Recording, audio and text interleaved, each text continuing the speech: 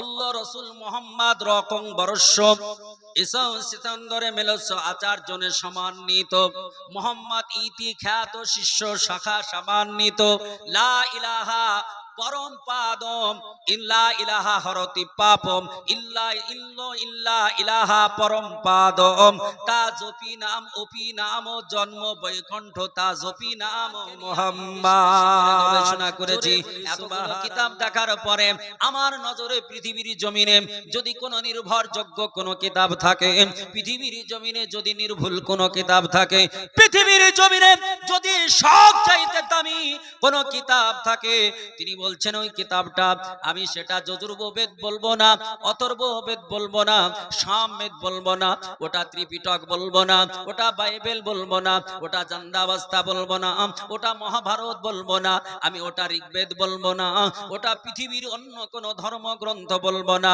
ওই ধর্মগ্রন্থটার নাম হলো the holy Quran Sharif is the greatest religion book of the entire world. তিনি বললেন ও আমার স্টুডেন্ট শোনো, পৃথিবীর জমিনে যদি সর্বশ্রেষ্ঠ ধর্মগ্রন্থ থাকে, ওই ধর্মগ্রন্থটার নাম পবিত্র কালাম কোরআনে হাকিম। কোরআনে পাক পৃথিবীর জমিনে সর্বশ্রেষ্ঠ ধর্মগ্রন্থ। এই কিতাবটাকে আমি গুড বলি নাই, ভেরি গুড বলি নাই, আমি বেটার বলি নাই, আমি বেস্ট কিতাব বলে আমি আখ্যা দিয়েছি। পৃথিবীর জমিনে এরকম নির্ভরযোগ্য নির্ভুল কিতাব কোথাও পাওয়া যাবে না, কারণ আমার আল্লাহ তাআলা পবিত্র কালাম কোরআন পাকের মধ্যে ঘোষণা দিয়েছে, দুনিয়ার অন্য কোন কিতাবে এমন ঘোষণা দিতে কেউ পারেনি, পৃথিবীর কোন রাইটার এটা বলতে পারেনি। আমরা যখন লেখাপড়া করেছি, বিশ্ববিদ্যালয়ে ইউনিভার্সিটিতে যখন পড়েছি, কলেজে যখন পড়েছি, আমরা কখনো রবীন্দ্রনাথ ঠাকুরের লেখা পড়েছি, কখনো মাইকেল মধুসূদন দত্তর লেখা পড়েছি, কখনো আপনার এমন করে দুনিয়ার বুকের সর্বশ্রেষ্ঠ শ্রেষ্ঠ যারা লেখক তাদের লেখা পড়েছি। লেখা পড়ার পরে দেখেছি সমস্ত লেখক তারা একটা কথাই বলে রেখেছে, আমার লেখার মধ্যে ত্রুটি থাকতে পারে, ত্রুটি মার্জনীয়, কিন্তু পৃথিবীর জমিনে যত ধর্মগ্রন্থ আছে, এই ধর্মগ্রন্থগুলো যদি আপনি কম বেশ করে দেখেন, আমি মৌলানা মনিরুল ইসলাম এক এক করে কয়েকটা ধর্মগ্রন্থ পড়েছি, যেমন করে কলকি পুরাণ পড়েছি, যেমন করে বেদ পড়েছি, যেমন করে ত্রিপিটক পড়ে দেখেছি, যেমন করে জান্দাবস্থা পড়েছি। এই কিতাবগুলো আমার ছোট্ট ব্রেনে পড়ার পরে দেখেছি কোন কিতাবের প্রথমে লেখা নেই, লাস্টেও লেখে নেই যে এই কিতাবটা নির্ভরযোগ্য কিতাব, এই কিতাবের মধ্যে কোনো ত্রুটি পাবে না, এর মধ্যে কোনো মিস্টেক নেই, কথা বলা নাই। কিন্তু পবিত্র কালাম কোরআনে পাকে আমার আল্লাহ তাআলা প্রথমে সাবধান করে দিলেন। আমার আল্লাহ বলছেন কোরআন শরীফ পারা নাম্বার 1 আয়াত নাম্বার 1 হুরুফে মুকাত্তাত के बाद अल्लाह ताला इरशाद फरमाता है, सूरा नंबर अपना 2 सूरा नंबर बकरा, अल्लाह ताला इरशाद फरमाता है जालिकल किताबु ला रैबा फी। अल्लाह ताला इरशाद फरमाता है इस किताब में कोई शाक नहीं, शाक की गुंजाइश भी नहीं, no doubt the holy Quran Sharif. जरा बोलो, আল্লাহ বলছেন জালিকাল কিতাবু লা রাইবা ফি। আল্লাহ বলে বান্দারে, ও পৃথিবীর জমিনের বান্দা, কান খুলে শোনো, আমি আল্লাহ তোমাদের চ্যালেঞ্জ দিয়ে বলতেছি, এই কোরআনের মধ্যে কোনো ভুল নেই, এই কোরআনের মধ্যে কোনো ভ্রান্তি নেই, এই কোরআনের মধ্যে কোনো ডাউট নেই, এই কোরআনের মধ্যে কোনো সন্দেহ নেই।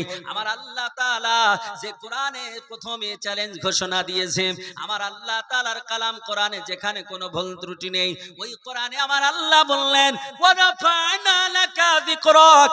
নবীজি আপনার সম্মানের উপরে আমি আল্লাহ কারো সম্মান করি না, আপনার সম্মানের উপরে কারো সম্মান হবে না। এই জন্য পৃথিবীর সব ধর্মগ্রন্থে আপনার ও আমার প্রিয়তম নবীর নামটা আলোচনা আছে।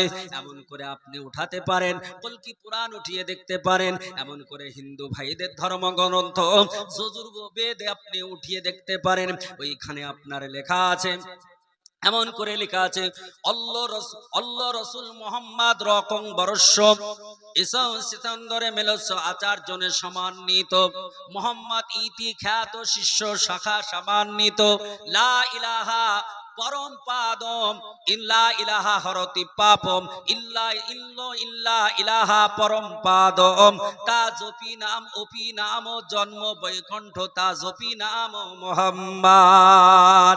জোরে বলি সুবহানাল্লাহ। কলকে পুরাণের মধ্যে বলা হলো, বেদের মধ্যে বলা হলো, ও পৃথিবীর জমিনের মানব, কান খুলে শুনে রেখে দাও, জেনে রেখে দাও, এইখানে আপনার মনীষী মনুর প্রশংসা করা হয়নি, এখানে আপনার রামের কথা বলা হয়নি, এখানে আপনার গীতার সরস্বতীর কথা বলা হয়নি, এখানে আপনার এমন করে পৃথিবীর কোন দেবদেবীর কথা বলা হয়নি, পৃথিবীর কোন দেবদেবীর আপনার প্রশংসা করা হয়নি। এখানে যার প্রশংসা করা হলো, তিনার নাম হবে, প্রথম অক্ষর হবে ম, শেষ অক্ষর হবে দ, তিনার বাবার নাম হবে বিষ্ণু যশা। তিনি বেদের মধ্যে মনীষী মনু আপনার কল্কি পুরাণের মধ্যে বললেন, যার বাবার নাম হবে বিষ্ণু যশা, বিষ্ণু যশা সে গৃহ পাদ্রা ভাবা মহম সুমতং বিষ্ণু যশা গর্ভ মাধব বশ্যম। যার বাবার নাম হবে বিষ্ণু যশা, যার মায়ের নাম হবে সুমতি, যিনি আপনার সুম্বুল শহরে পৃথিবীর জমিনে আসবে, তিনি দ্বাদশ তারিখে আসবে। আল্লাহ পাক রব্বে কায়নাত রব্বুল আলামিনের নবী, আমারও আমার প্রিয়তম নবী, তিনার বাবার নাম হলো বিষ্ণু যশা। সংস্কৃত ভাষা আরবিকে ট্রান্সলেট করলে হয় আব্দুল্লাহ, আর বাংলায় তার তরজমা করলে হয় আল্লাহর কৃত দাস। নবী পাকের মায়ের নাম সংস্কৃত ভাষায় বলা হলো সুমতি, মায়ের নাম হবে সুমতি, এটা সংস্কৃত ভাষা। আরবিকে ট্রান্সলেট করলে হয় আমিনা, বাংলায় ট্রান্সলেট করলে যার নাম, নামের অর্থ হয় যার হৃদয়টা সুন্দর স্বচ্ছ, যার মা হলো হৃদয় স্বচ্ছ সুন্দরওয়ালা, যে হলো আমিনা রাদিয়াল্লাহু তাআলা আনহা, যিনি পৃথিবীর যুগে পৃথিবীর জমিনে কোথায় জন্মগ্রহণ করবে। কল্কি পুরাণ বলল সম্বলে বিষ্ণু যশা সম্বল শহরে পৃথিবীর জমিনে আসবে, এটা সংস্কৃত ভাষা। আর আরবিকে ট্রান্সলেট করলে হয় দারুল আমান। আর পৃথিবীর জমিনে দারুল আমান একটা জায়গাকে বলা হয় যেটা শান্তিপূর্ণ শহর, যার নাম হলো মক্কাতুল মুকাররমা। যারা বলে সুবহানাল্লাহ। এই মক্কাতুল মুকাররমায় আমার নবী এসেছেন না অন্য কোথাও এসেছেন? হ্যাঁ, অন্য কোথাও এসেছেন না। এই নবী পাকের সম্পর্কে বেদ বলছেন, ওম নমস্তে নমা নমা আল্লাহ রাসূল মুহাম্মদ রকং বরসং সনন্নাতর মিলস্বাচার্যন সম্মানিত মুহাম্মদ ইতি খ্যাত শিষ্য শাখা সম্মানিত।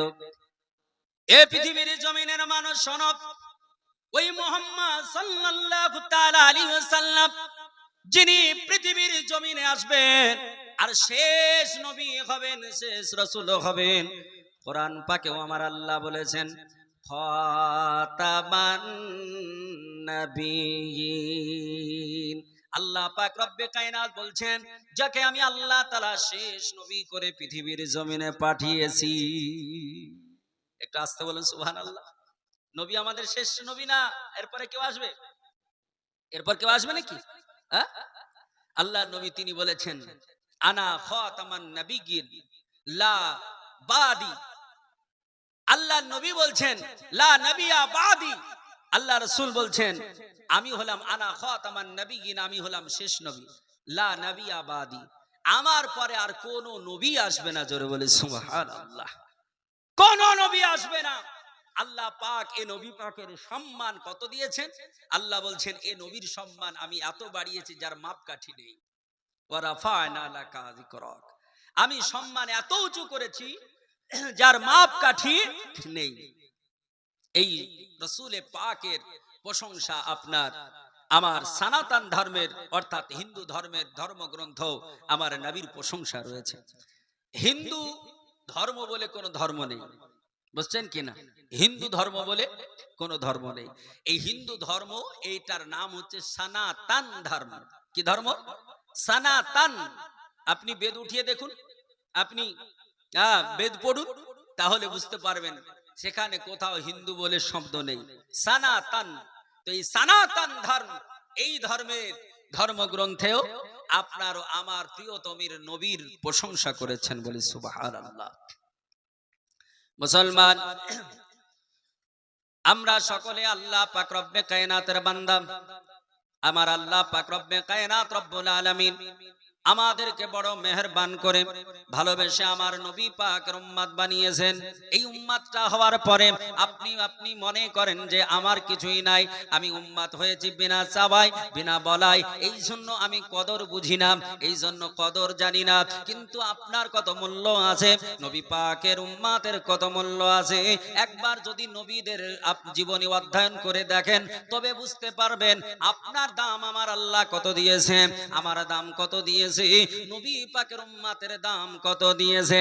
আমার আল্লাহ পাক রব্বে কায়নাত রব্বুল আলামিন পৃথিবীর জমিনে 1,23,000 মতান্তরে 2,23,999 জন নবী আমার নবীজির পূর্বে পাঠিয়েছিলেন। এই নবীদের ভিতরে আমার আল্লাহ পাককে অনেক নবী বলেছিলেন, যেমন হযরতে ঈসা রূহুল্লাহ, তিনি বলেছিলেন আল্লাহ ও আমার পরওয়ারদিগারে আলাম, তুমি আমারে নবী কেন করে পাঠিয়েছো? আল্লাহ আমি নবী হতে চাই না, আমি তোমার নবী হয়ে পৃথিবীতে থাকতে চাই না। আল্লাহ গো তোমার রাসূল হতে চাই না।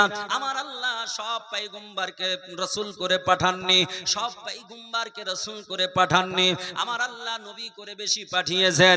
আমার আল্লাহ রাসূল করে আপনার মাত্র 540 জন নবীকে রাসূল করেছেন। রাসূল কাদের বলা হয়? রাসূল ওনাদের বলা হয় জিনাদের উপরে ওহী অবতীর্ণ হয়েছিল এবং একখানা করে আল্লাহ আসমানি কিতাব দিয়েছিলেন, এদের বলা হয় রাসূল। আর যাদের কাছে কোনো কিতাব অবতীর্ণ হয়নি, শুধু ওহী অবতীর্ণ হয়েছে, তিনারা হলেন নবী। এই নবী রাসূলদের ভিতরে আমার নবীজির পূর্বে কয়েকজন নবী বিখ্যাত ছিলেন। এদের মধ্যে একজন ঈসা রূহুল্লাহ, যিনি বিনা বাবা পৃথিবীতে জন্ম নিয়েছিলেন, যিনার পৃথিবীর বুকে বাবা ছিল না। আমার আল্লাহ পাক রব্বে কায়নাত যিনাকে বড় ভালোবেসে পৃথিবীতে পাঠিয়েছিলেন। আল্লাহ যত নবী দুনিয়ায় পাঠিয়েছিলেন, আদম নবী থেকে নিয়ে ঈসা রূহুল্লাহ পর্যন্ত কোন নবীকে আল্লাহ 10টা মুজিজা দিয়েছিলেন, কোন নবীকে আল্লাহ 5টা মুজিজা দিয়েছেন, কোন নবীকে আল্লাহ 8খানা মুজিজা দিয়েছেন, কোন নবীকে আমার আল্লাহ তাআলা 100 খানা মুজিজা দিয়েছেন। সবচাইতে বেশি মুজিজা আমার নবীর পূর্বে যাকে দিয়েছিলেন তার নাম হলো ঈসা রূহুল্লাহ। ঈসা আলাইহিস সালামকে আমার আল্লাহ 510 খানা মুজিজা দিয়ে পৃথিবীর জমিনে ফেমাস করে দিয়েছিলেন। তাই তো হযরত ঈসা রূহুল্লাহ পৃথিবীর জমিনে এসে পৃথিবীর জমিনে বড় বড় বৈজ্ঞানিক যেখানে ফেলিয়ার হয়ে যায়, পৃথিবীর বুকের দার্শনিক যেখানে ফেলিয়ার হয়ে যায়, পৃথিবীর সায়েন্টিস্ট যেখানে হার মেনে যায়, পৃথিবীর ডাক্তাররা যেখানে পরস্তবরণ করে যায়, ওইখানে ঈসা রূহুল্লাহ সবে মাত্র বলেছিলেন কুম্বি জিনিল্লাহ, আল্লাহর হুকুমে জীবিত হয়ে যা। আর সঙ্গে সঙ্গে আল্লাহ পাক রব্বে কায়নাত তিনার কুদরতে ঈসা রূহুল্লাহর বলার কারণে আমার আল্লাহ মুর্দাকে জীবিত বানিয়ে দিয়েছিলেন। যারা বলে সুবহানাল্লাহ। দুনিয়ার কোন বিজ্ঞানী পারবে? কোন সায়েন্টিস্ট পারবে? সায়েন্স পারবে? মরাকে কেউ জীবিত করতে পারবে না। যদি পারতো তাহলে রাজা বাদশা তারা আর মরতো না। কিন্তু মানুষ অনেক সময় ধোঁকা খেয়ে বোকা হয়ে যাচ্ছে না? আজ থেকে কয়েক বছর পূর্বেই আমরা সংবাদে শুনেছিলাম ইংল্যান্ডে একটা ল্যাব খোলা হয়েছে, যেই ল্যাবে মৃত মানুষকে রেখে দিলে আপনার ফ্রিজে ফ্রিজ করে দেবে, যখন ওখানে রেখে দিলে মৃত মানুষ আবার জীবিত হয়ে যাবে। এই কথা শুনে পৃথিবীর বড় বড় যারা টাকাওয়ালা পয়সাওয়ালা তারা সঙ্গে সঙ্গে আপনার 70টা পেশেন্ট তারা ভর্তি করে দিয়েছিল ওই ল্যাবে। এখনো আপনার বরফের ভিতরে ঢোকানো আছে। তারা মনে করছে আমাদের আত্মীয় স্বজন পরিজনেরা তারা বেঁচে যাবে। কিন্তু আপনাকে চ্যালেঞ্জ দিয়ে বলতে পারি পৃথিবীর শেষ পর্যন্ত কিয়ামত পর্যন্ত যদি আজ পৃথিবীর ডাক্তার মাস্টারেরা পৃথিবীর সায়েন্সরা প্রচেষ্টা চালায়, তবু মৃত মানুষকে জীবিত করতে পারবে? পারবে না, পারবে না। কারণ আল্লাহ পাক রব্বে কায়নাত রব্বুল আলামিন তিনি হায়াতের মালিক, তিনি হলেন মওতের মালিক। জোরে বলি সুবহানাল্লাহ। আল্লাহ কোরআনে বলেছেন, আল্লাহ বলছেন ওয়া তুখরিজুল হাইয়া মিনাল মাইয়াতি ওয়া তুখরিজুল হাইয়া মিনাল মাইয়াত। আমার আল্লাহ আল্লাহ তাআলা আমার রব্বে কায়নাত রব্বুল আলামিন বললেন, ও পৃথিবীর জমিনের মানুষ শোনো, আমি আল্লাহ তাআলা মরাকে জীবিত করতে পারি, আমি আল্লাহ মরাকে জীবিত বানিয়ে দিতে পারি, আর জীবিতকে মরায় পরিণত করতে পারি, কারণ এটা আমি আল্লাহ, আমি ছাড়া দ্বিতীয় কেউ করতে পারে না। আমি আল্লাহ, আমি ছাড়া কাউকে আমি পাওয়ার দিই নাই। আমি আল্লাহ, আমি ছাড়া কাউকে এমন সুপ্রিম পাওয়ার দিই নাই। আমার আল্লাহ বলে, বান্দারে তোমরা যত চেষ্টা করো না কেন, এটা কোনোদিন করতে পারবে না, আর কোনোদিন হওয়া সম্ভব হবে না। তবে যাদের ঈমান নেই, যারা ঈমান হারা, সর্বহারা, তারা অনেক সময় অনেকটা মেনে নেয়, ফেলিয়ার হয়ে যায়, কামিয়াব হবে না। আমার আল্লাহ পাক রব্বে কায়নাত রব্বুল আলামিন পৃথিবীর জমিনে ঈসা রুহুল্লাহকে এমন একটা মানব করে পাঠিয়েছিলেন, যেই মানুষটা যার কাছে এসে একটা মেয়ে বলল, হুজুর গো, ও আমাদের নবী, ওগো আল্লাহর রাসূল ঈসা রুহুল্লাহ, আপনার কাছে মিনতি করি, আপনার কাছে করজোড়ে আমি অনুরোধ জানাই, হুজুর আমার একটাই ছেলে, তিনি মারা গিয়েছেন, আমার ছেলেকে জীবিত করে দিতে হবে। নবী রাসূল বললেন, ও আল্লাহর বান্দি, ও আমার উম্মতনি, লা তাহজান ইয়া উম্মতি, ওগো আমার উম্মতনি, তুমি চিন্তা করো না, তুমি চিন্তা করো না, তোমার ছেলের জন্য দোয়া করে দেব, সে তো আল্লাহর জান্নাতে যাবে, তিনি জান্নাতি হয়ে যাবে। কিন্তু মেয়েটা বলল, না না, আমি আমার ছেলেকে জীবিত চাই, আবার ছেলেকে আমার কোলে ফিরিয়ে পেতে চাই। আমার নবী ঈসা রুহুল্লাহ তিনি বললেন, ওগো আমার উম্মতনি, ওগো আমার উম্মতনি শোনো, আমার আল্লাহ নিয়ে নিয়েছে, আমার আল্লাহ মৃত্যু দিয়েছে, এটা তো ঘোরানো যাবে না। বলে, নবীজি আপনার কাছে আমি আমার ছেলে চাই, আমি দ্বিতীয় কিছু চাই না, আপনার কাছে কিছু আমি বাইনা করি না, আপনার কাছে কিছু আমি চাই না। আল্লাহর নবীকে বারবার করে যখন কেঁদে কেঁদে পাগল নিক হয়ে বলে, আমার নবী হযরত ঈসা রুহুল্লাহ তিনি একটা আঙ্গুলের ইশারা করে তিনি বলেছিলেন, কুম্বি জিনিল্লাহ, আল্লাহর হুকুমে জীবিত হয়ে যা। জোরে বলি, শুধু বললেন আল্লাহর হুকুমে জীবিত হয়ে যা, আর সঙ্গে সঙ্গে মৃত লাশটা উঠে দাঁড়িয়ে গেল। বলি সুবহানাল্লাহ। এত বড় পাওয়ার দিয়েছিলেন আমার আল্লাহ তাআলা, ঈসা রুহুল্লাহকে এত বড় পাওয়ার দিয়েছিলেন। শুধু তাই নয়, আল্লাহ নবী ঈসা রুহুল্লাহ তিনি মাটি দিয়ে, কাদা দিয়ে পাখি বানাতেন। আমরা ছোটবেলায় বাচ্চা কালে এই খেলাধুলা করিনি মাটি নিয়ে, এখন আর মাটি ফাটি নিয়ে কাদা নিয়ে খেলার যুগ নেই, কারণ আপনার হাতার সকলের পকেটে ভরা আছে নাকি, হাতার বের করে এইভাবে দেখছে, কিনা সবার পকেটে, কারো পকেটে আবার দুটো তিনটাও আছে, আছে কিনা ভাই? অনেকের পকেটে দুটো তিনটাও আছে। এই হাতারের কারণে, আপনার এই মোবাইলের কারণে ছেলেরা খেলা ভুলে গেল, খেলা ভুলে গেল, শরীর চর্চা ভুলে গেল। আজ মুসলমান এ মোবাইল যেমন আপনার উপকার করেছে, তার চাইতে বেশি ক্ষতি বহন করে এনেছে। ঠিক বললাম না ভুল? আজ আপনার আমার ঘরের বাচ্চারা, আজ আপনার ঘরের আমার ঘরের বাচ্চারা বয়স 16-17 না হতে হতেই তাদেরকে গগলেস পড়তে হচ্ছে, হচ্ছে কিনা? গগলেস পড়তে হচ্ছে, চশমা লাগাতে হচ্ছে। কেন? বলে 6 মাসের বাচ্চা কেঁদে পাগল হয়ে যাচ্ছে, মা দুধ দিচ্ছে তবু আপনার কান্না থামে না। কিন্তু যখনই আপনি এই মোবাইলটা সামনে ধরে দেবেন, 6 মাসের বাচ্চা তারও কান্না থেমে যাচ্ছে, যাচ্ছে কিনা? এ মুসলমান, এই 6 মাসের বাচ্চা সে আবার কি বুঝলো, চুপে যাচ্ছে। কারণটা কি? ইফেক্ট কোথায়? ইফেক্ট ওইখানে পড়ছে যে মা পেটে বাচ্চা আছে।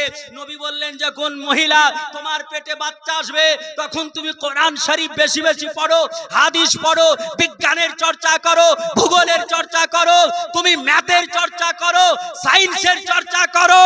তুমি যদি এগুলো চর্চা করো, তাহলে তোমার ছেলে তোমার মতো হবে, অর্থাৎ তোমার ছেলে বড় হয়ে ডাক্তার হবে, ইঞ্জিনিয়ার হবে, লয়ার হবে। সাহিত্য নিয়ে চর্চা করলে সাহিত্যিক হবে, ভূগোল নিয়ে চর্চা করলে আপনার তিনি আপনার ভূগোলবিদ হবে। আপনি আপনি বিজ্ঞান নিয়ে চর্চা করলে আপনার ছেলে হয়তো এপিজে আব্দুল কালামের মতো একজন বৈজ্ঞানিক হয়ে যেতে পারে। মুসলমান এই ভারতের মাটিতে, আপনার তামিলনাড়ু রাজ্যে মহীশূরের মাটিতে 2015 সালে যিনি আমাদের কাছ থেকে বিদায় নিয়ে চলে গেছেন, এপিজে আব্দুল কালাম, যিনার বাবার নাম জৈনুল আবেদিন, মায়ের নাম আশিয়া, যিনার বাবা একটি মৎস্যজীবী ছিলেন। আজ এপিজে আব্দুল কালাম তিনার জামানাতো যদি এইরকম মোবাইল এসে যেত তাহলে হয়তো আর এত বড় বৈজ্ঞানিক হতে পারতেন না। যিনি আপনার ভারতকে 4-5খানা ক্ষেপণাস্ত্র দিয়েছেন, কোন ক্ষেপণাস্ত্রের নাম দিয়েছে ত্রিশূল, কোনটার নাম দিয়েছে অগ্নি, কোনটার নাম দিয়েছে নাগ, কোনটার নাম দিয়েছে পৃথ্বী, এইরকম করে 4খানা আপনার ক্ষেপণাস্ত্র দিয়েছে। পৃথ্বী ক্ষেপণাস্ত্র এখান থেকে যদি ছাড়া যায় 1 ঘন্টায় 4000 কিলোমিটার দূরে গিয়ে অ্যাটাক করতে পারে, এত শক্তিশালী ব্যালিস্টিক মিসাইল তিনি বানিয়ে দিয়েছেন। শুধু তাই নয়, সারা পৃথিবী যেন ভারতের দিকে চোখ রাঙাতে না পারে, এই জন্য আপনার নিউক্লিয়ার হাতিয়ার, পারমাণবিক বোমা ভারতকে উপহার দিয়েছে। বলে সুবহানাল্লাহ। আজকে আমার ঘর, আপনার ঘরের ছেলেরা আজ ওই জায়গায় কেন পৌঁছাতে পারছে না? আপনিও পারবেন, এখনো হবে, যদি আপনি এই যন্ত্রগুলো থেকে একটু দূরে থাকেন। আর আপনার পেটে যখন বাচ্চা আসবে, মা ওই টাইমে আপনি যদি বিজ্ঞান চর্চা করেন, আপনিও আপনার ছেলেকে বৈজ্ঞানিক বানাতে পারেন। আপনি যদি সায়েন্স নিয়ে চর্চা করেন, নিশ্চয় আপনার ছেলে সায়েন্টিস্ট তৈরি হতে পারে। কিন্তু আজ আমাদের ওদিকে ভুরুক্ষেপ নেই। মুসলমান, আপনাদের অনুরোধ করব, শিক্ষার দিকে অগ্রসরী হন, শিক্ষার দিকে মনোনিবেশ করুন। আজ পৃথিবীর বুকে ওই জাতি এগিয়ে যাবে যে জাতির মধ্যে শিক্ষা আছে। আল্লাহর নবী বলেছেন, আল ইলমু নূর, শিক্ষা হলো একটা জ্যোতি, যেমন করে আলো অন্ধকারকে দূর করে দেয়, ওই রকম শিক্ষা আপনার সারা পৃথিবীর অন্ধকারকে দূর করে দেয়। ঠিক না ভুল বললাম? মুআজ্জাজ মুহতারাম, কিন্তু আজকে আমরা দুঃখের বিষয়, আমরা শিক্ষা থেকে পিছিয়ে। বাপজি আমার সোনার চাঁদ ভাইরা, অনুরোধ করব, আপনার ছেলেকে আপনার মেয়েকে পড়ান, শিক্ষিত করুন। এক বেলা যদি খেতে না হয় আপনি না খেয়ে থাকুন, কিন্তু ছেলেকে শিক্ষিত বানান, মেয়েকে শিক্ষিত বানান। আপনি ছেলে মেয়েকে যদি শিক্ষিত বানাতে পারেন, শুধু আপনার উপকার হবে তা নয়, জাতির উপকার হবে, সমাজের উপকার হবে, দেশের উপকার হবে। মুআজ্জাজ মুহতারাম, আমরা চেষ্টা করব ইনশাআল্লাহ। জোরে বলি ইনশাআল্লাহ। কিন্তু মুআজ্জাজ, আজকে আমাদের ওদিকে মন নেই। পেটে বাচ্চা এসেছে মা, আর মা মোবাইল নিয়ে বসে আপনার এদিকে ওদিকে ঢিসিম ওদিকে ঢুসুম ওই দেখছে।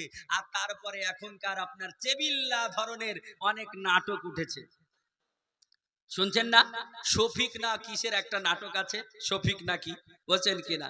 আরে বাচ্চা থেকে বুড়ো পর্যন্ত, বাচ্চি থেকে বৃদ্ধা পর্যন্ত নর নারী ওই নিয়ে বসে আছে।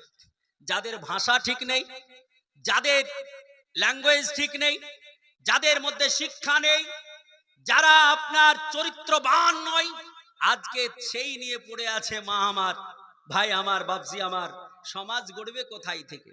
আপনার ওই পেটের বাচ্চা কি করে আল্লাহওয়ালা হবে? ইনশাআল্লাহ আপনাকে শোনাবো। মা ভালো হলে ছেলে কতটা ভালো হয়, ইনশাআল্লাহ আলোচনা আপনাকে এক্ষুনি শোনাবো। মুআজ্জাজ মুহতারাম, আল্লাহ তাআলা রব্বে কায়নাত রব্বুল আলামিন, তিনার নবী, কার কথা বলছিলাম? হযরত ঈসা রুহুল্লাহ।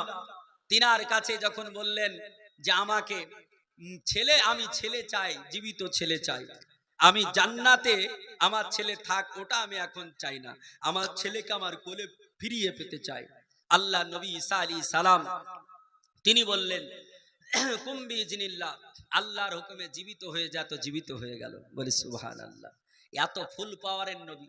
যে ঈসা রুহুল্লাহ কাদা দিয়ে পাখি বানাতেন, কাদা দিয়ে পাখি বানিয়ে হাতের তালুতে ধরে বলতেন উড়ে যা, সঙ্গে সঙ্গে কাদার পাখি আপনার ডানা মেলে আকাশে উড়ে যেত। বলি সুবহানাল্লাহ।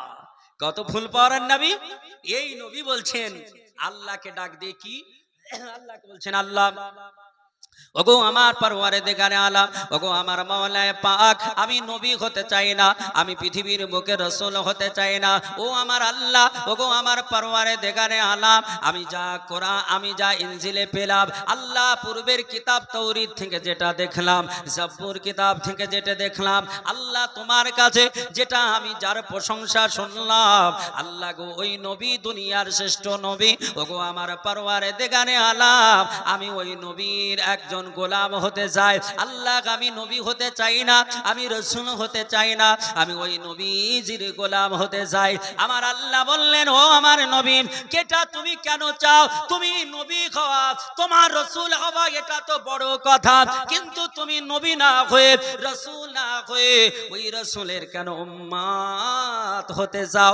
আল্লাহর নবী হযরত ঈসা রূহুল্লাহ আল্লাহকে বললেন, আল্লাহ গো, আমি শুনেছি, আমি দেখেছি, আল্লাহ ওই নবীর উম্মত কিছু এমন হবে, বনি ইসরাইল গোত্রের নবীদের মতো আমার আল্লাহ কিছু উম্মতকে মর্যাদা দান করবে। জোরে বলি, আমার আল্লাহ পাক রব্বে কায়নাত রব্বুল আলামিন তিনার নবী হযরত ঈসা রূহুল্লাহ আমার আল্লাহকে বললেন, এমন করে মুসা কালিমুল্লাহ আমার আল্লাহকে বললেন, হযরত নূহ নবিউল্লাহ আমার আল্লাহ পাক রব্বে কায়নাতকে বললেন, বলে আল্লাহ গো, আমি নবী হতে চাই না, ওই নবীজির উম্মত হতে চাই। আমাদের কত বড় সৌভাগ্য, আমরা বিনা চাওয়ায়, বিনা বলাতে ওই নবী পাকের উম্মত হয়েছি। যে নবী পাকে এর সম্মান আল্লাহ তাআলা পৃথিবীর প্রত্যেকটা ধর্মগ্রন্থে দিয়েছে। এই নবী পাকের উম্মত হয়ে আজ মুসলমান পৃথিবীর জমিনে আপনারা আমরা যারা গুনাহগার, এই গুনাহগার উম্মতানি এরা পৃথিবীর জমিন থেকে যখন কিয়ামতের মাঠে উঠবে, মরণের পর কিয়ামতের মাঠে উঠবে, আল্লাহ পাক রব্বে কায়নাতের অন্যান্য নবী তাদের উম্মতানি তারা উঠবে, তাদের কতটা লাইন হবে, জান্নাতি কতটা লাইন হবে, আর রাসূলুল্লাহর উম্মতের কতটা লাইন হবে, কার উম্মত বেশি জান্নাতে যাবে আপনাদের জানা আছে নাকি? জানা আছে? আমার আল্লাহ পাক রব্বে কায়নাত রব্বুল আলামিনের নবী তিনি বলেছেন, কিয়ামতের মাঠে আল্লাহ পাক রব্বে কায়নাতের নবী হযরত আদম নবী থেকে নিয়ে ঈসা রূহুল্লাহ পর্যন্ত যত উম্মত জান্নাতে যাবে, এদের লাইন কিয়ামতের মাঠে হবে, এদের যতটা লাইন হবে, আমার নবী পাকের উম্মতের কতটা লাইন হবে, ওই কিয়ামতের মাঠে মাত্র 120 খানা লাইন হবে, জান্নাতি লাইন 120 খানা হবে, আর 120 খানা লাইনের ভিতরে মাত্র 40 খানা লাইন, 1 লক্ষ মতান্তরে 2,23,000 নবী রাসূলদের উম্মতানি হবে, আর বাকি 80 খানা লাইন আমার নবী পাকের উম্মতানি হবে। জোরে বলো, ও নবী পাককে আমার আল্লাহ কত সম্মান দিয়েছে। এই নবীর নামে আমরা অনেকে কালেমা পড়ি, আবার অনেকে কালেমাও পড়তে চাই না। ও মুসলমান, ওই নবীর কালেমা মহব্বত নিয়ে পড়ো, ওই নবীর কথা মহব্বত নিয়ে তুমি স্মরণ করো, ওই নবীকে ভালোবাসো। যদি ওই নবীকে ভালোবাসতে পারো, ইহ জগৎ কামিয়াব হবে, পরজগৎ তোমার কামিয়াব হবে, কারণ ওই নবী পাকের সম্মান আল্লাহ দিয়েছে। আল্লাহ পাক রব্বে কায়নাতের বান্দা এমন করে সংস্কৃত ভাষায় মনীষ মনু বললেন, মোহাম্মদ ইতি খ্যাত শিষ্য শাখা সম্মানিত মোহাম্মদ সাল্লাল্লাহু তাআলা আলাইহি ওয়াসাল্লাম শেষ নবী হবে, শেষ প্রফেক্ট হবে, আর আল্লাহ তার সম্মান এত দেবে যার সম্মানের উপরে কারো সম্মান হবে না। জোরে বলি একবার সুবহানাল্লাহ। ও মুসলমানেরা, আমরা যে কালেমা পড়ি, এই কালেমা আমার আল্লাহ তাআলা কত মর্যাদা দিয়েছে।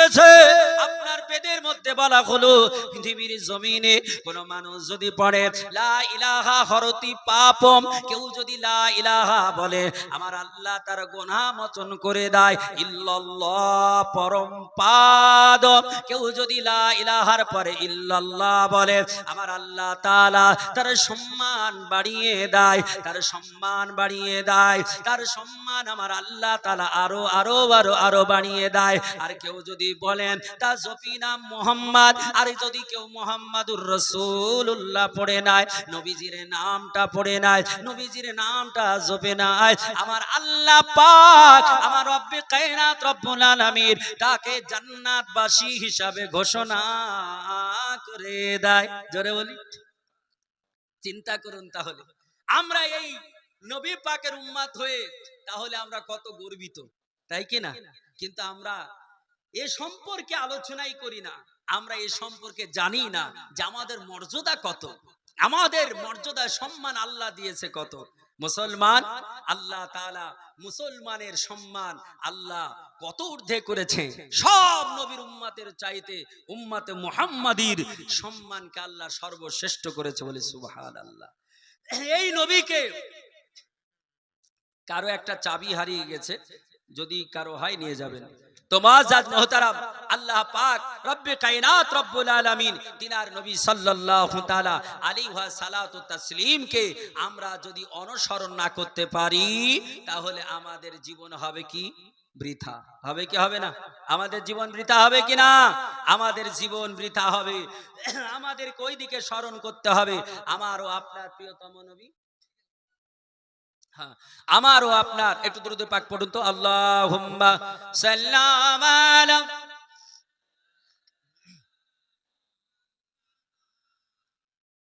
ওয়ালা আলি মাওলানা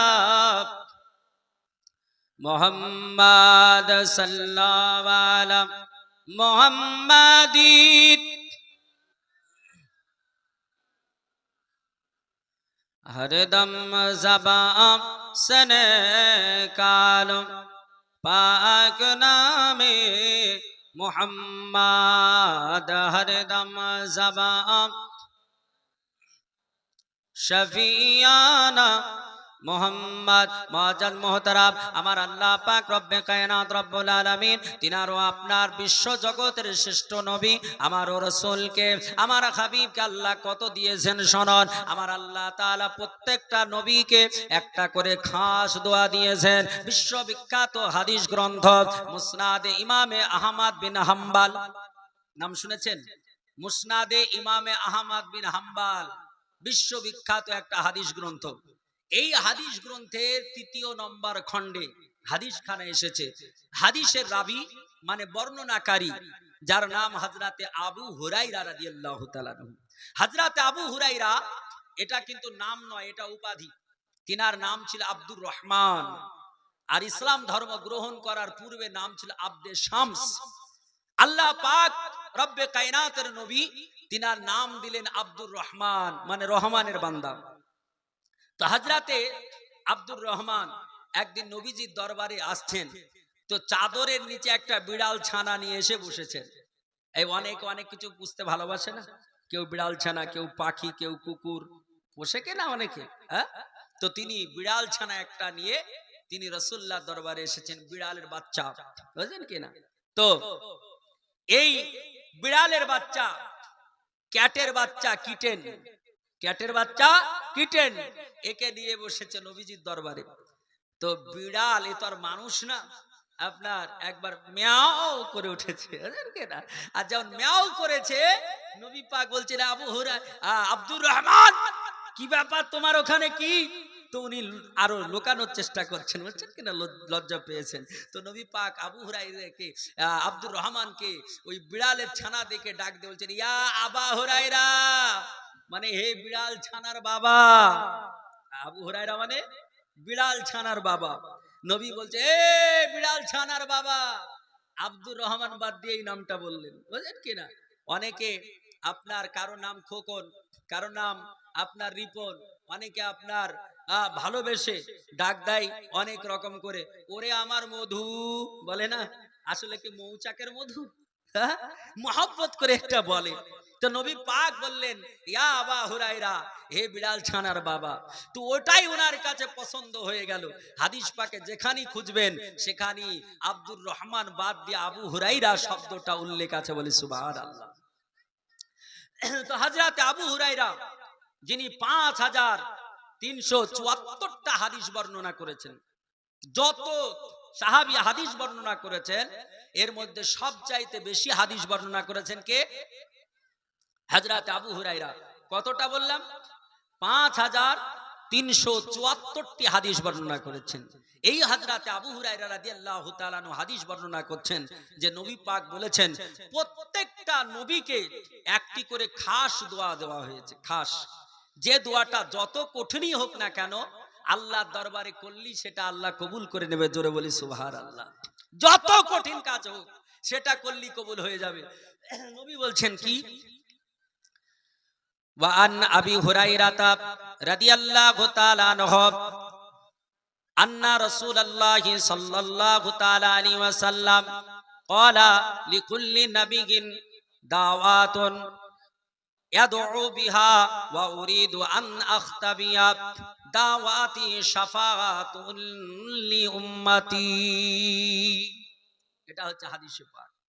আল্লাহর নবী বলছেন যে লিকুল্লি নবিয়িন দাওয়াতুন ইয়াদউ বিহা, প্রত্যেকটা নবীকে আল্লাহ পাক খাস দোয়া দিয়েছে আর এই দোয়াটা প্রত্যেকটা নবী পৃথিবীতে করে নিয়েছে। জোরে বলি সুবহানাল্লাহ। প্রতিটা নবী এই দোয়া করে নিয়েছে। যেমন কি? হযরত নূহ আলাইহিস সালাম, আল্লাহ পাক বললেন ওগো নূহ তোমাকে একদিন দুই দিন বয়স দেই নাই। আল্লাহ তাআলা কোরআনের ভাষায় কোরআন পাকে বলেছেন, আল্লাহ বলছেন ও দুনিয়ার বুকের মানুষ শোনো, আমি আল্লাহ তাআলা হযরত নূহ আলাইহিস সালামকে আমি আল্লাহ তাআলা একদিন দুই দিন 100 200 500 বছর নয়, আমার আল্লাহ তাআলা বলতেছেন ওয়া আলফা সানাতিন ইল্লা 50 আমান। আল্লাহ বলছেন নূহ আলাইহিস সালামকে আমি আল্লাহ তাআলা 950 বছর বয়স দিয়েছি। এই 950 বছর বয়স নিয়ে আল্লাহ পাক রব্বে কায়নাতের হুকুমে তিনি আল্লাহ তাআলার দিকে মানুষকে ডাক দিতে লাগলেন। আল্লাহ বলছেন ওগো নবী নূহ তুমি কেমন করে আমার দিকে মানুষকে ডাক দিয়েছো? আল্লাহ পাক রব্বে কায়নাতের নবী নূহ তিনি বলেছিলেন আল্লাহ ইন্নী দাওয়াতু কওমি লাইলান ওয়া নাহারা। আল্লাহকে বললেন আল্লাহ গো ইন্নী দাওয়াতু, নিশ্চয় আমি দাওয়াত দিয়েছি, আমি ইনভাইট করেছি, আমি আমন্ত্রণ জানিয়েছি কওমি আমার জাতিকে আমার সম্প্রদায়কে লাইলান রাত্রিতে ডেকেছি ওয়া নাহারা এবং দিবালোকে ডাক দিয়েছি। আল্লাহ গো আমি রাত্রিতে যেমন করে ডাক দিয়েছি দিবালোকে তেমন করে ডাক দিয়েছি। মাওলা ডাকার পরে 950 বছর ধরে আল্লাহ তোমার দিকে ডাকার পরে ইল্লা ফিরারা, তারা আমার কাছ থেকে আরো দূরে ছড়িয়ে গেছে, আমার কাছ থেকে দূরে পালিয়ে গেছে। আল্লাহ তোমাকে মানেনি, আল্লাহ আমাকে তারা জানেনি। ওগো আল্লাহ তাআলা বরঞ্চ আমার উপরে তারা অত্যাচার শুরু করেছে। আল্লাহ তাদের অত্যাচারে আমি আর সহ্য করতে পারি না, আমি তাদের অত্যাচারে অত্যাচারিত হয়ে আল্লাহ আমার বাঁধ ভেঙে গেছে। আল্লাহ গো আমার আর সহ্য নেই না, ওগো আমার আল্লাহ আর ডেকে ডেকে পারি না। আমার আল্লাহ ও আমার পরওয়ারদিগারে আলা তুমি এই বান্দাদের, তোমার এই জালেম বান্দাদের আল্লাহ গো আমার এই জালেম অত্যাচারী উম্মতদের এদেরকে পৃথিবীর জমিনে রেখো না। আল্লাহকে বললেন আল্লাহ গো এর আন্না বাচ্চা যারা দুনিয়ার বুকে না থাকে এদেরকে সব শেষ করে দাও। আমার আল্লাহর দরবারে হাত উঠিয়ে কাঁদলেন। এটা আমার আল্লাহ পাক বললেন নূহ তোমাকে একটি আমি খাস দোয়া দিয়েছিলাম আর এটা তুমি চেয়ে নিলে, আমি আল্লাহ তোমার দোয়া কবুল করে নিলাম। আমার আল্লাহ বললেন নূহ তুমি রেডি হয়ে যাও, কাস্তি তৈরি করে নাও, তুমি নৌকা বানিয়ে নাও। তরি তৈরি করা হলো। এই তরি তৈরি করা যখন কমপ্লিট হলো আমি নূহ আলাইহিস সালামের ঘটনার দিকে যাচ্ছি না, কারণ ওদিকে গেলে অনেক সময় লেগে যাবে। হযরত নূহ আলাইহিস সালাম আপনার নৌকা কমপ্লিট করে দিলেন। শুকনো মরুভূমিতে নৌকা যখন তৈরি হলো আল্লাহর নবী হযরত নূহ আলাইহিস সালাম জিবরিল আলাইহিস সালামের পরামর্শ অনুযায়ী সুন্দর করে নৌকা বানালেন। ওই জামানার বেঈমানেরা নৌকা দেখে নূহ আলাইহিস সালামকে ঠাট্টা বিদ্রুপ করতে লাগলো। তারা আপনার ঠাট্টা বিদ্রুপ করে নূহ আলাইহিস সালামের নৌকাতে এসে পায়খানা শুরু করে দিল। এই নূহ আলাইহিস সালামের নৌকাতে পায়খানা করে পুরো নৌকা নৌকাটাকে পরিপূর্ণ করে দিল। আল্লাহ নবী নূহ আলাইহিস সালাম আল্লাহ পাকের দরবারে হাত উঠিয়ে কাঁদতে শুরু করলেন, আল্লাহ তুমি বলেছো তুমি অল্প কিছুক্ষণের মধ্যেই তুমি গজব দিয়ে দেবে, আল্লাহ কয়েকদিনের ভিতরেই তুমি হয়তো দুনিয়াকে সে ডুবিয়ে দেবে। ওগো আমার আল্লাহ তাআলা, পৃথিবীতে যদি জল জমে যায় তাহলে আমি আমার মুষ্টিমেয় 39 জন উম্মাতানিকে নিয়ে কেমন ভাবে তাদেরকে নিয়ে পৃথিবীতে বাঁচবো। আল্লাহ বললেন, ও নবী, ও আমার নবী নূহ, লা তাখাফ ইয়া আবদি, আল্লাহ বলছেন বান্দা, ও আমার নবী নূহ, তুমি কোনো ভয় করো না, তুমি চিন্তা করো না। আল্লাহ বলছেন, ওগো আমার নবী, আমি নিশ্চয় তোমার সঙ্গে আছি, তুমি ভয় করো না। আল্লাহ নবী নূহ আলাইহিস সালাম বললেন, আল্লাহ গো, কিভাবে এই পায়খানা পরিষ্কার হবে? আল্লাহ বলছেন, ওগো আমার নবী নূহ আলাইহিস সালাম, চিন্তা করো না, আমি রহমানুর রহিম, আমার কুদরত কেউ জানে না। আল্লাহর কুদরত কেউ বুঝতে পেরেছে নাকি? আল্লাহ বলছেন, আমার কুদরত কেউ বুঝতে পারবে না। আল্লাহ পবিত্র কালাম কোরআন পাক পারা নাম্বার 1 আয়াত নাম্বার 20, আমার আল্লাহ তাআলা কোরআন শরীফ সূরা বাকারায় পারা নাম্বার 1 এক নাম্বার পারায় 20 নাম্বার আয়াতে আল্লাহ বললেন, ইন্নাল্লাহা আলা কুল্লি শাইইন কাদির। আমার আল্লাহ পাক রব্বে খায়নাত রব্বুল আলামিন বললেন, নিশ্চয় আমি আল্লাহ তাআলা মহান ক্ষমতাশালী, কুদরতময়, আমার কুদরত কেউ বুঝতে পারবে না। আমার আল্লাহ পাক রব্বে কায়নাত রব্বুল আলামিনের নবী নূহ আলাইহিস সালাম কাঁদতেছেন। আল্লাহর বান্দা বান্দীরা সকলে আপনার আনন্দের সঙ্গে নূহ আলাইহিস সালামের ওই নৌকাতে পায়খানা করার জন্য যায়। ও মুসলমানেরা, তখন কেউ আপনার নৌকা দেখেনি, প্রথম নৌকা আপনার দেখেছে। এখন নতুন কোন জিনিস আবিষ্কার হলে সবারই তো মন চাই যে ওটা দেখবো, ব্যবহার করব, মনে হয় কি হয় না? আজ থেকে 10 বছর পূর্বে যখন প্রথম মোবাইল এসেছিল, কারো পকেটে একটা মোবাইল থাকলে মানুষ ওই লোকটার পিছে পিছে ঘুরতো না, যে ভাই মোবাইল কেমন জিনিস একটু দেখাও না, বলতো কিনা? আমার বাবার দাদুর সময়কালে কারো বাড়িতে একটা রেডিও থাকলে আপনার পুরো বাড়িটা মানুষে ভর্তি হয়ে যেত, কারণ এত একটা নতুন জিনিস তার নেই, কিছু নেই, অথচ আওয়াজ শোনা যায়, আওয়াজ শোনা যায়, অবাক হয়ে যেত। এখন মোবাইল যখন নতুন উঠলো, বলে কোনো কানেকশন নাই, আবার ছবি দেখা যায়, অবাক হয়ে ঘুরতো মানুষ। নতুন জিনিস যদি দেখে সেটা জানতে চায়, ব্যবহার করতে চায়, দেখতে চায়। তো সেই জামানার মানুষেরা কি করলো? নূহ আলাইহিস সালামের নৌকায় সবাই পায়খানা করতে যায়। একজন বুড়ি, বুঝছেন কিনা, একজন বুড়ি মেয়ে, বৃদ্ধা মহিলা, তারও শখ জাগলো যে আমিও একটু ওই নৌকায় গিয়ে পায়খানা করবো, বুঝলেন কিনা? অনেক আমার বৃদ্ধা মা, আপনার বৃদ্ধা নানি দাদি আছে, দেখবেন মোবাইল যদি নাতির কাছে দেখে, বলে আরে মোবাইলটা কেমন জিনিস একটু দেখা না, বলে না গো? নানি দাদিও এখন মোবাইল নিয়ে বসে যাচ্ছে, যে আরে তাই তো খুব ভালো লাগছে রে, কিনা? তো ওই বুড়ি মেয়েটা বলছে আমারও মন চাই। তো লাঠি নিয়ে টুক টুক টুক টুক টুক টুক করে যেতে যেতে ওই নৌকায় গিয়েছে, গিয়ে দেখছে পায়খানা তো একদম ফুল হয়ে গেছে, লোড হয়ে গেছে। তোরও কোন রকম কষ্ট করে ওর উপরে উঠেছে, উঠে পায়খানা করছে, বলছেন কিনা? শখ, পায়খানা করবে। আজ থেকে 50 বছর পূর্বে কারো বাড়িতে পায়খানা ছিল আপনাদের এলাকায়? টয়লেট ছিল না। যদি কারো একজনের বাড়িতে হয়েছে তো 5 জন যেত যে একটু দেখে আসি। তো ওই বুড়ি গিয়েছে, যাওয়ার পরে ওইখানে পায়খানা করছে। আল্লাহর কুদরত, আল্লাহ বলছে শোনো, যে খারাপ করেছে তাকে দিয়ে পরিষ্কার করাবো, টেনশন নিও না। বুড়ি পায়খানা করতে গিয়ে আপনার নড়তে নড়তে পায়খানাতে পড়ে গেছে, পায়খানাতে পড়ে গেছে। আর এই পায়খানা তো একজনের পায়খানা না, হাজারো মানুষের পায়খানা, বিভিন্ন জনের পায়খানা আপনার এক জায়গায়। বুড়ি পুরো হাবুডুবু খেয়ে নিয়েছে, বলছেন কিনা? কোন রকম হাবুডুবু খেয়ে উঠেছে, তো উঠে দেখছে তো বুড়ি আর বুড়ি নাই, ছুরি হয়ে গেছে। জোরে বলি সুবহানাল্লাহ। আর যখন বুড়ি ওই গ্রামে গেছে, আপনার মানুষ তো বিশ্বাসই করে না, বলছে নাতি শুন, তো বলছে ছুরি আমাকে আবার নাতি বলে কেন রে, বলবে না? তখন বলছে আমি তোর দাদি। বলে তুমি তো একটা যুবতী আর তুমি বলছো দাদি? বলে না রে না, আমি তোর দাদি। বলে তুমি দাদি বুড়ি ছিলে, কেমন করে ছুরি হলে? তো বলছে শোন, বলছে ওই পায়খানা করতে গিয়ে পড়ে গিয়েছিল, আর যেমনই পড়া দেখছি তো আমি ছুরি হয়ে গেছি। কেনা আমি আর বৃদ্ধা নেই, যুবতী হয়ে গেছি, আমার রং পাল্টিয়ে গেছে। আচ্ছা বলেন, গ্রামের মানুষ আর বাকি থাকবে কেউ? দেখতে আসবে না? ভিড় জমিয়ে দিয়েছে। আপনাদের এলাকায় যদি কেউ বলে যে আমাদের বাড়িতে একটা রাম ছাগল আছে, আর এই ছাগলটা পানিতে ফু দিয়ে দেয়, আর ফু দিয়ে দিলে ক্যান্সার ভালো হয়ে যায়, বলেন আপনার পুরো মুর্শিদাবাদের কোনো মানুষ বাকি থাকবে ওর বাড়িতে যেতে? ক্যান্সার যেখানে ভেলোর গিয়ে ভালো হচ্ছে না, চেন্নাই গিয়ে ভালো হচ্ছে না, মুম্বাই গিয়ে টাটাতে ভালো হচ্ছে না, আর এই ছাগলের ফুয়ে ভালো হয়ে যাচ্ছে।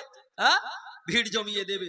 ওই রকম করে ভিড় জমানো, সবাই শুনলো, বুড়ি বলছে এই ব্যাপার। সব মানুষ বলছে তা হতে পারে, কারণ বিভিন্ন জন পায়খানা করেছে, বিভিন্ন পায়খানা এক জায়গায় হয়ে কেমিক্যাল হয়ে গেছে, আর কেমিক্যালে মানুষকে পরিবর্তন করে দিতে যায়। সব ওইদিকে ছুটলো, সবাই যায়। আর ওষুধ ফ্রিতে পেলে কেউ ছাড়বে গো ভাই? কিছুদিন আগে শুনেছেন আপনাদের এলাকায় এক জায়গায় দই পড়া দিচ্ছিল হরিয়ারপাড়া থানায়। হরিয়ারপাড়া থানায় কেমন লাইন দেখেছেন, হাজার হাজার মানুষ। বলে খেলি ক্যান্সার ভালো হয়ে যাবে, কিনা লাইন কেমন পড়েছিল। মুআজ্জাজ মুহতারাম, এখন সব মানুষ বলছে চল ওই পায়খানা উঠাতে যাই। কেউ বলে আমি বুড়ি, কেউ বলছে আমার কুষ্ঠ রোগ আছে, কেউ বলছে আমার পেটে ব্যথা আছে, বিভিন্ন রকম, কেউ বলছে চুল পাকা। এখন যাই আর ওই পায়খানা যেমনই মাখে, আর সঙ্গে সঙ্গে আপনার বৃদ্ধ যুবক হয়ে যায়, বৃদ্ধা যুবতী হয়ে যায়, আর অসুস্থ মানুষ সুস্থ হয়ে যায়। আর এই পায়খানা নিতে নিতে পায়খানা শেষ। যখন পায়খানা শেষ, মানুষ বলছে আর তো পাওয়া যায় না, তখন পানি দিয়ে ধুয়ে ধুয়ে পরিষ্কার করে নেয়। জোরে বলি সুবহানাল্লাহ। যখন পানি দিয়ে ধুয়ে ধুয়ে পরিষ্কার হয়ে গেল, তো যারা আপনার বাড়িতে এ ফ্রি মাল পেয়েছে, এত বড় ঔষধ কেউ ঘোড়াতে বালতিতে স্টকে রেখেছিল যে সারা জীবন ব্যবহার করবে, তো যখন পরিষ্কার হয়ে গেল, ওই পায়খানা মেখে দেখছে আর কোনো কাজ হয় না। একই টাকা, আপনার মহাত্মা গান্ধীর ছবি, মোদি বলে দিল রাত্রি 12টার পর আর এই টাকার দাম নাই। এই করেছিল না? করেছিল না? ওই টাকা এখন যদি আপনার থাকে 1000 টাকার নোট, ওর দাম আছে? ব্যান্ড হয়ে গেছে। আল্লাহ বলছে পায়খানাকে আমি ব্যান্ড করে দিলাম, আর কাজ হবে না। কেনা, কারণ আমার উদ্দেশ্য ছিল পরিষ্কার করে নেওয়া। আল্লাহ বললেন নবী নূহ, লা তাহাজান ইয়া নবী, ও আমার নবী, ও গো আমার নবী, তুমি চিন্তা করো না, তুমি দুঃখ করো না, আমি আল্লাহ তাআলা তোমার কথাকে গ্রহণ করেছি, আমি আল্লাহ তাআলা তোমার চাওয়াকে পূরণ করেছি, আমি আল্লাহ তাআলা, আমি কুদরতময় মওলা, আমি আল্লাহ তাআলা আমার কুদরতি দ্বারা তোমার নৌকাটাকে আমি আল্লাহ পরিষ্কার করে দিয়েছি। যাও গিয়ে দেখো। আল্লাহর নবী নূহ আলাইহিস সালাম তিনি যাওয়ার পরে, দেখার পরে তিনি অবাক হয়ে আমার আল্লাহকে সাজদা পড়ে পড়ে কাঁদেন। আমার আল্লাহ বলে, ও নবী নূহ, তুমি কেঁদো না, কেঁদো না, তোমার উম্মাত উম্মাতানিকে নিয়ে ওই নৌকাতে চলে যাও, আমি আল্লাহ তোমার দোয়া কবুল করে নিয়েছি। আল্লাহ দরবারে নবী নূহ যখন দোয়া করেছিলেন, আমার আল্লাহ কবুল করে নিয়েছিলেন। আমার আল্লাহ পাক আসমান থেকে পানি বর্ষণ করলেন, ও পানিটা গরম ছিল, আর জমিন থেকে পানি ওঠালেন, ওটা ঠান্ডা পানি ছিল। এই দুই পানির মিশ্রণে আমার আল্লাহ তাআলা সারা দুনিয়াকে প্লাবিত বানিয়ে দিলে। জোরে বলি, কাফের বেঈমান যা ছিল সব ফিনিশ। নূহ আলাইহিস সালামের একটা ছেলে ছিল যার নাম কেনান, এও কাফের ছিল, ওনার বিবিও কাফের ছিল। কেনান বলল যে হে নবী নূহ আলাইহিস সালাম, বাবা তোমার আল্লাহর কত ক্ষমতা দেখি, আমাকে ডুবাই কি করে? ও আপনার পাহাড়ের চূড়ায় গিয়ে যদি পাহাড়ের উপরে দাঁড়িয়ে গেল যে ডুবাক তো দেখি, পাহাড়ের উপরে পানি যাবে? যাবে গো? যাবে না, না যাবে না। আরে আল্লাহ পাক চাইলে যাবে না?